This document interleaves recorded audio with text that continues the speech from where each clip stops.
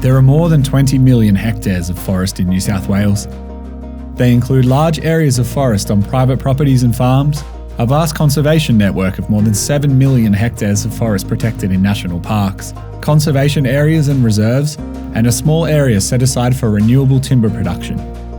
Renewable timber is grown in plantations as well as native state forests, which have been producing timber and continually regrowing for more than 100 years.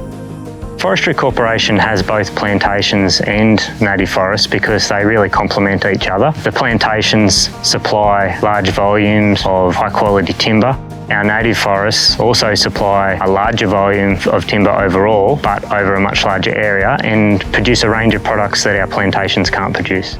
State forests are carefully managed to deliver a range of products and benefits to the community.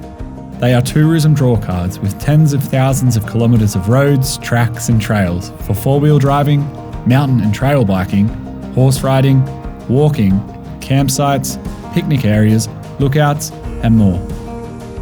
They provide valuable habitat for native wildlife, with around half the state forest estates set aside for conservation. And they support a variety of primary producers, from grazing to apiary to gravel, sand and rock.